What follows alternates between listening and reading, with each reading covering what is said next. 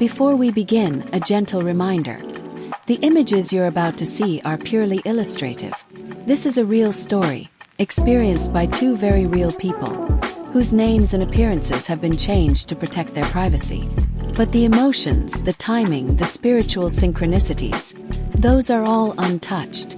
Because what happened between Adam and Kyara could happen to anyone. And if you're watching this right now, maybe this is the sign you've been waiting for. So sit back, take a deep breath, and open your heart. Because sometimes love doesn't knock. It simply appears when you least expect it. Adam was what you'd call a grounded soul. Rational, logical, methodical. A man of routines, early mornings, and perfectly scheduled weekends. He worked in tech in Boston, lived alone in a minimalist apartment, and had mastered the art of being fine. Not deeply happy, not terribly sad, just fine. He had friends, hobbies, a stable career. But love, that part had always felt complicated. His past relationships had never clicked on a soul level. And with time, Adam started to believe that maybe, just maybe, soulmates were something people romanticized, not something real people actually experienced.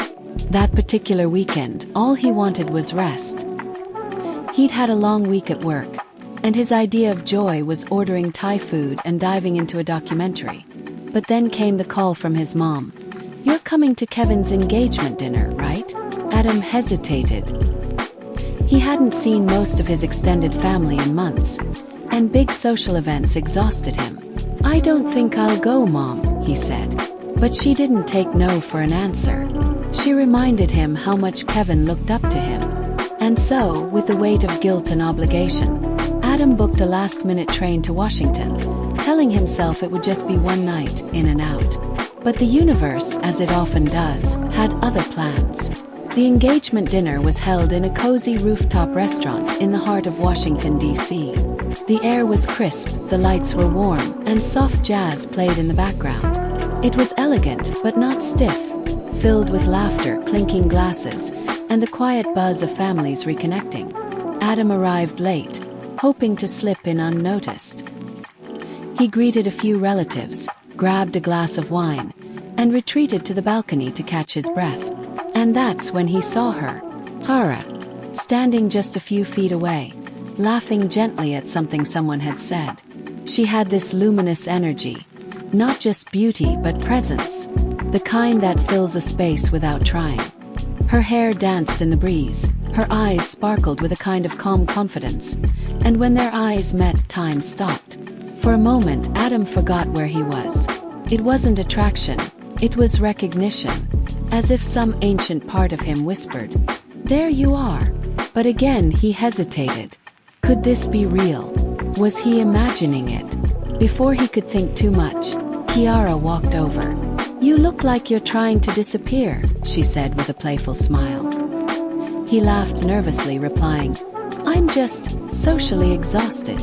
That simple exchange opened the gates to a flood of conversation. Within minutes, they were talking about things most people avoid at dinner parties. Childhood fears, personal growth, spiritual dreams. It was like they'd picked up a conversation that had started long before this life.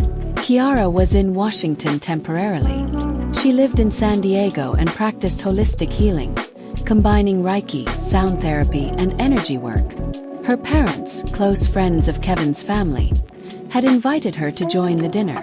She hadn't planned on going either. She was tired from traveling, emotionally drained, and spiritually introspective. But something had nudged her that morning.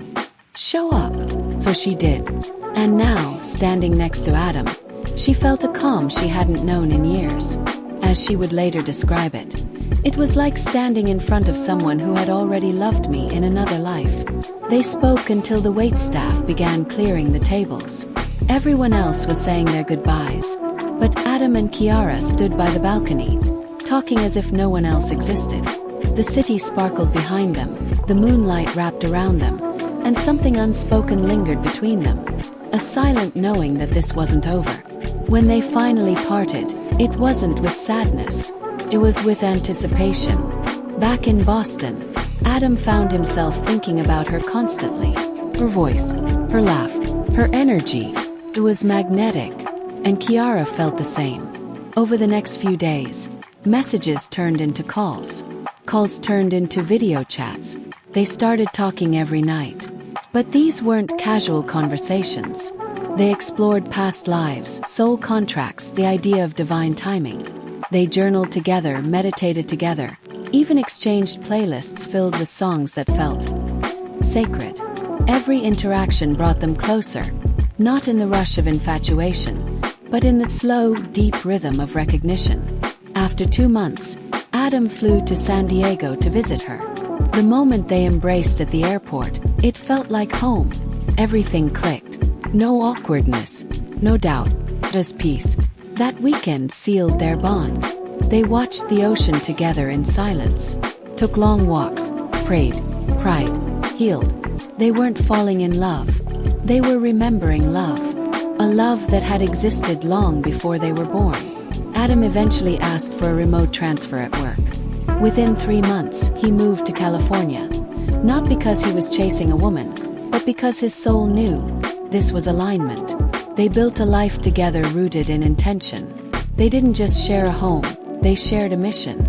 Supporting others in their spiritual awakenings, hosting small healing circles, and reminding people of something powerful. Love, real love, doesn't come when you search for it. Comes when you're ready for it. And readiness doesn't mean perfection. It means surrender. Looking back, they both marvel at the synchronicities. What if Adam hadn't gone to the dinner? What if Kyara had ignored her intuition? One small decision either way, and none of this would have happened. But that's the beauty of divine timing. When two souls are meant to find each other, the universe will rearrange everything to make it happen. Even if it means pulling you out of your comfort zone. Even if it means changing your entire life.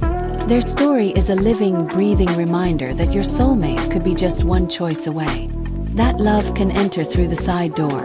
Quiet, unexpected, and completely transformational. And if you're watching this, it might be because your soul needed this reminder. Don't give up. The connection you dream about exists. And it may arrive on a day you almost said no. If you believe you're ready to experience a soul-deep connection like Adam and Kyara did, I invite you to click the link in the description and explore Soulmate's story, a unique tool created to help you align with the energy of your divine counterpart.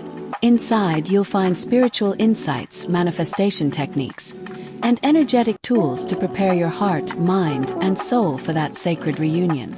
Because your story is still being written, and love might be closer than you think.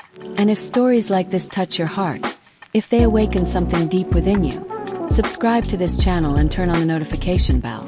Every week, I share real soulmate stories that inspire, uplift, and reconnect you with the truth. That love, divine love, is real and waiting for you.